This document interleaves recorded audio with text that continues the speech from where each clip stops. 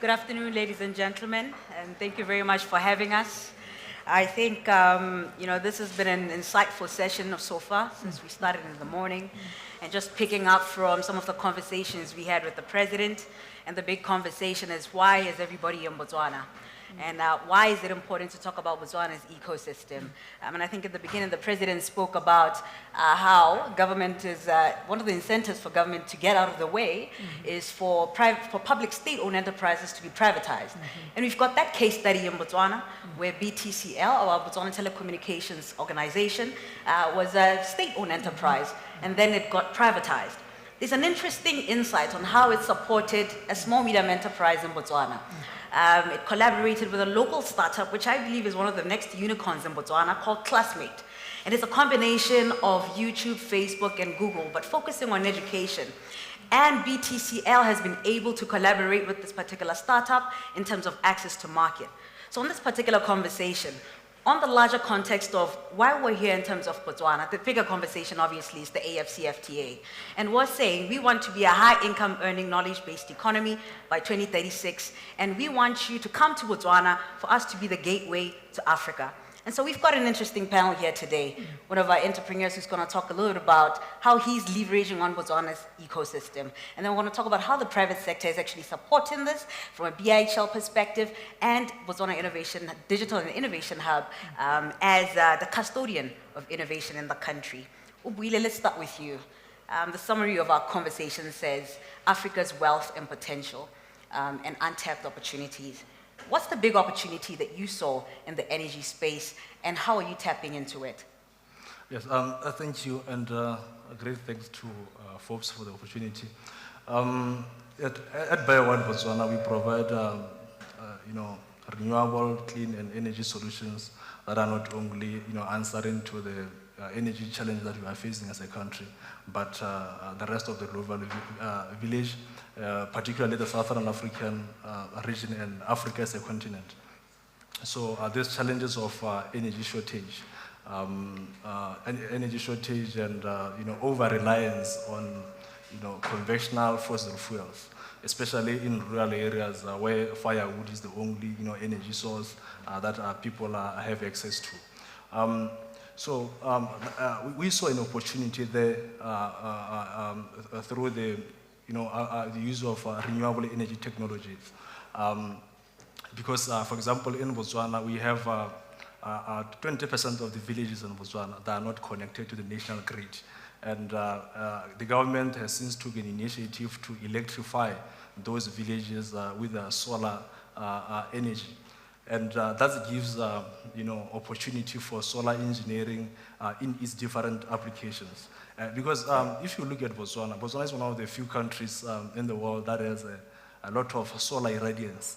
And that is giving Botswana the opportunity to explore renewable energy technologies. And that's an opportunity that we saw as BIHL Botswana, and we came in to provide or close that space.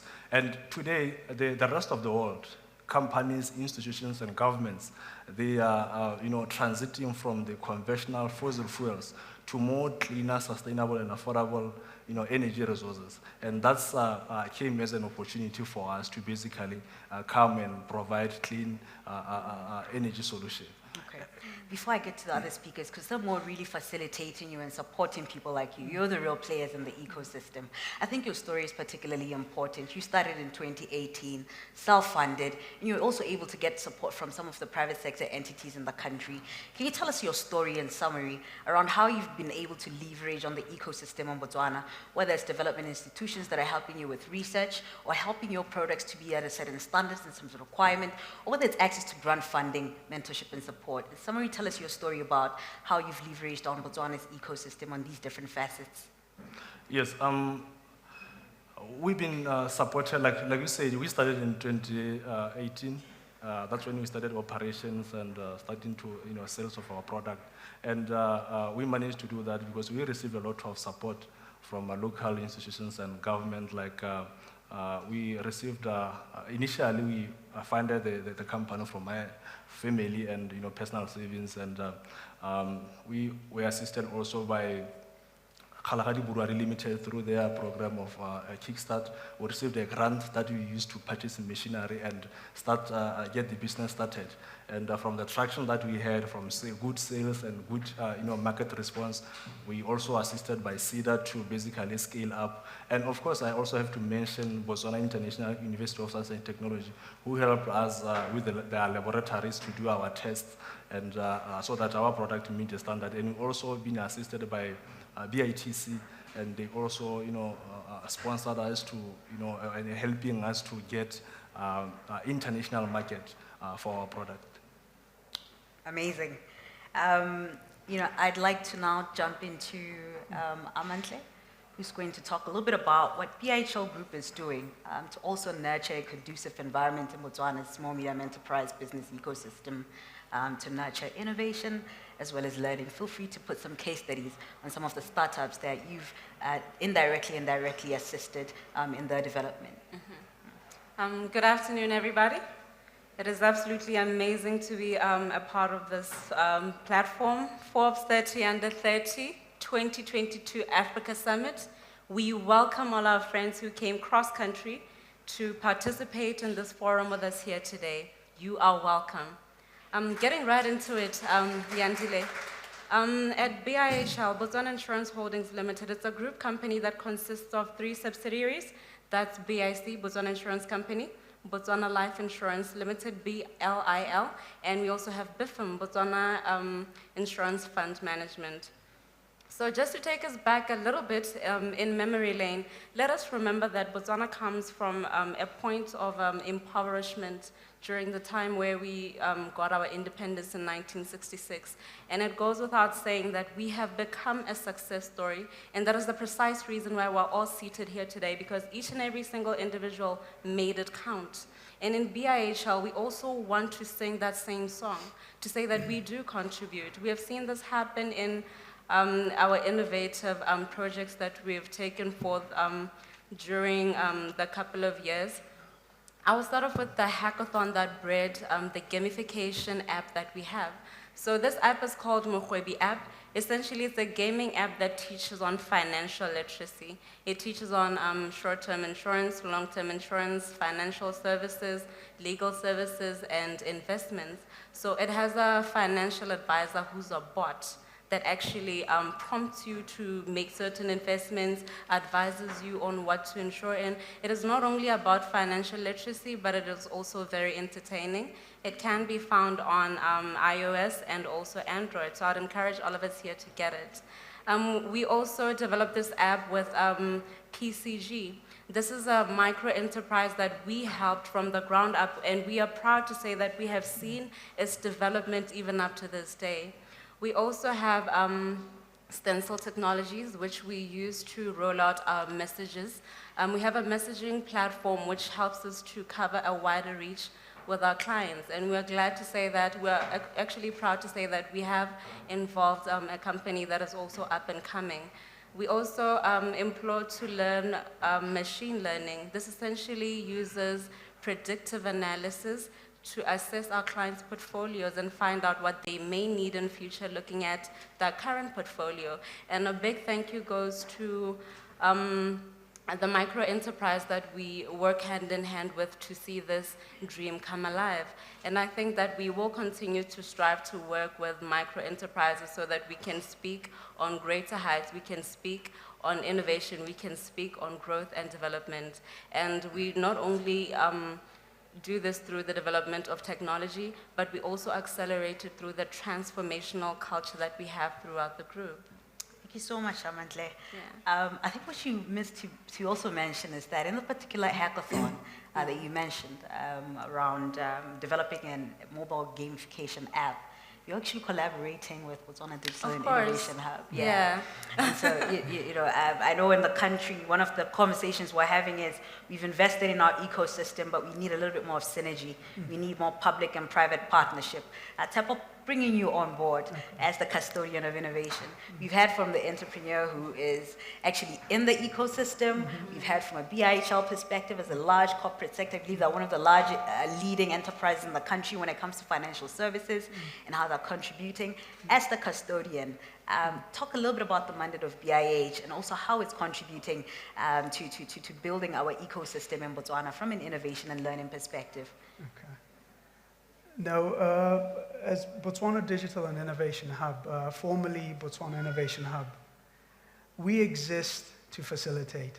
We're in the business of de-risking innovation, both for the innovator and the innovation ecosystem. I think, going back, talking about innovators, I remember as far back as 2013, the innovators were not recognized even by themselves, meaning, either people had come up with ideas and shelved them because there was no place to go. So we started with an incubator to support innovators and to unearth, the ideas, or to bring out the ideas that some people have long set on, that we believe could transform the country to the knowledge economy we aspire to have. But then, fast forward, we were incubating, and some of the notable innovators now recognized as national players were earlier on incubated by us. But that was when there were not enough incubators supporting startups. Now the whole ecosystem knows that incubation is core to their own existence, which again was a key message that we had to convey. Talking about where we are now, assisting innovators to get started, great. The challenge then was assisting the innovation ecosystem to plug in and support the innovators and entrepreneurs. And this also took a lot of awareness. The hackathon that you spoke of, I made the presentations to your group CEO and the group CEOs of why it was important to find Botswana to solve that problem. I think at a time they were ready to go outside. So advocacy for innovators is core to what BDIH does, and to create opportunities for market access. I think also the private sector understood investment as putting money to something rather than giving something an opportunity. Because innovators don't want money, they want opportunity. And this is what our role was in brokering that exchange. So that's an example. Where possible, if there's not enough play in the ecosystem for a particular endeavor, we also have a responsibility to seed that. So we can give some examples of where we are in charge to be the off-takers. So for innovators looking for market access where we can be that, we are that. But I think you'll remember earlier you talked about it where His Excellency said we're publicly owned, so it's not our role to lead, but to facilitate. And private sector has to run. We are not a business. Businesses support businesses. Government facilitates that to happen. So that's essentially, having engagements like this is really the core of where networking opportunities, where just the panel that came off, talking about funding, getting innovators investor ready, another core role that we have, as well as, I think what's not often talked about is the role of research in innovation. Research is critical. I know ideas come from everywhere, but not necessarily always need to go back into the lab and, but some of the best ideas need to be brought back into the lab and be put through trials and tests until the formula works. And making available the research capacity, the infrastructure, private sector is not by itself in our country ready to invest fully in that. So we then de-risk as government and government agencies. And that's again where we work with academia. You talked about BIHL, amongst others, to make available the infrastructure and the human capital to support your research needs. So, and where possible, even to seed actual funding. I mean, we have an innovation fund. We're bringing online a research fund. Again, private sector has the responsibility of, when things are ready to be commercial, to taking them up, through VCs and other types of funders. But the earliest stage, from idea to prototype to pre-commercial, in our country, we still need to play a part as government. And in playing a part with the Innovation Fund, the Research Fund, and facilitating the establishment of the angel network that we did. Now Botswana has an angel network because we played a part, but private sector has to run with that. Okay. So this is essentially why we exist. And even to have this here, it's again aligned to the mandate of delivering for the youth a conducive environment where they can network and attain their net worth in leveraging each other and those that we bring to the table. Let's talk about this, Tshepo. We've got about 7 minutes left in summary. Yeah. I want us to talk about the value proposition of Botswana's ecosystem. Speaking about all these funds, there's a lot of funding happening in Botswana. And to a certain extent, you might look at it as us guaranteeing the risk that usually angel investors would come into to tap into, which is to help our enterprises to move beyond the stage of seed funding. Yeah. So there's that element in our ecosystem where, how do we guarantee sustainability? I know we've got the head of Google Startups for Africa in the room, and they're interested in terms of ecosystems, and they're interested in learning on how they can invest in Botswana's ecosystem, for instance. So what do you think is our value proposition as an ecosystem to the world? I think one of the things that we take for granted, but someone spoke to this, it's around being a small country by population, okay? It allows us to take stock quite quickly of what isn't working and to refine it. So we have the greatest opportunity that private sector, government is the largest player in this economy and has been instrumental in facilitating private sector establishment and development. As mentioned, we have what's called parastatals that government initially took the risk to establish, thereby de-risking it for any investor that wants to first test whether that would work. You talked about BTCL. So in areas where there's opportunity in Botswana and government is able to help, it's easy to get to a decision point of how government can come in and de-risk that for the investor. We're already doing it. There's a biotech project coming up where government is facilitating investor by readying the local ecosystem to provision that investor so that they can just hit the ground running. That's a value prop in itself. And then as well, private sector in Botswana does a lot of business with government. And in doing business with government, it means without getting into a lot of the policy posture and the policy issues, private sector is encouraged to support government efforts. But they usually do it through a CSI where they invest and make available some grants. But for me, we need to frame it better because that's investment, that's impact investing. And we need to value that so that even our innovators know the value of what support the government has put to them. Investors coming from outside would like to see, as you bootstrapped, yeah? They want to see who's taking the risk and why did they see it fit to take the risk and put something on the table. Yeah. And our government and the ecosystem here does that, but doesn't yet know how to communicate that by value and impact. So we need to reorganize ourselves and better coordinate our efforts to ensuring that we showcase innovators than showcasing ourselves. Okay. Thank you so much.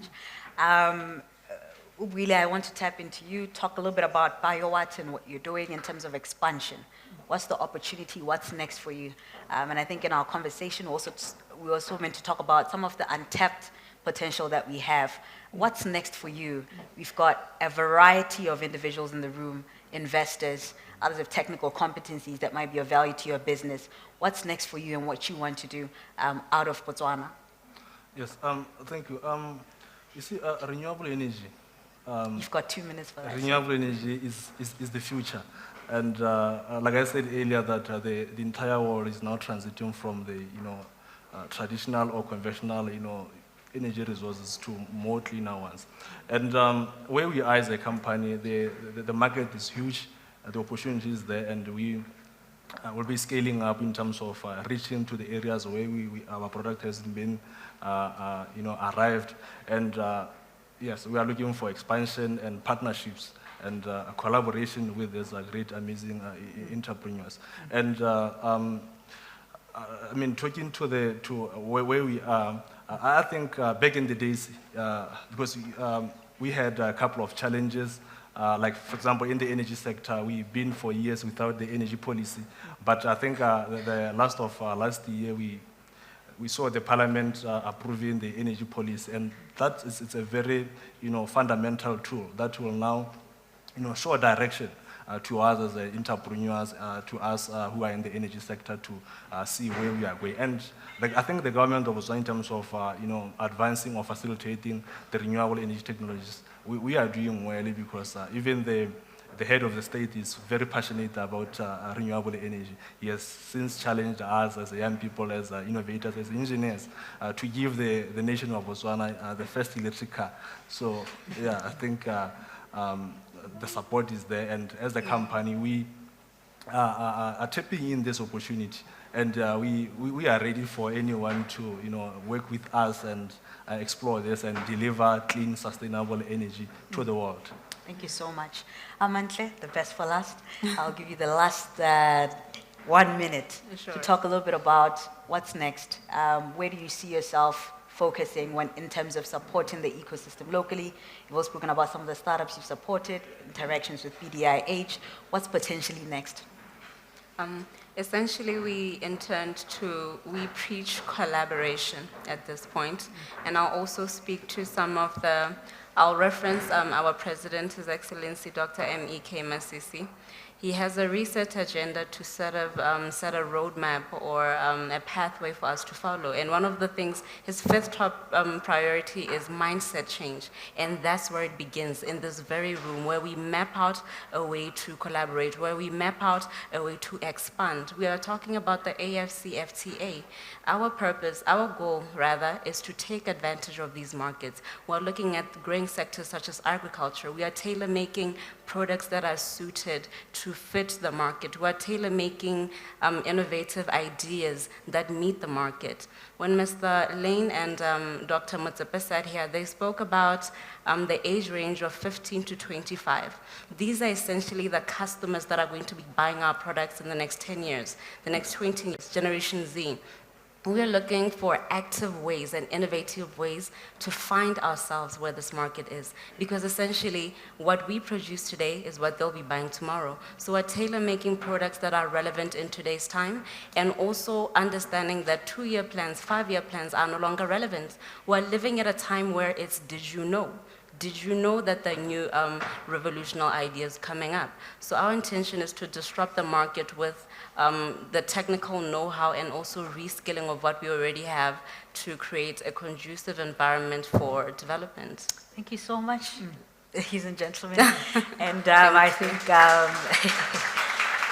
I believe that will be the close of our conversation around Botswana's ecosystem. Let me close by saying this. We are open for business. We believe that we are the gateway for you into Africa. And this was not an exhaustive list of some of the support you get in our ecosystem. We've got the Botswana Development Corporation, which is targeted at enacting our industrialization policy. So as you're looking, you're in our country, you want to either come and set up or use us as a gateway, there's a lot for you to explore. So I hope this conversation will help you or will interest you to explore a little bit further. Thank you very much.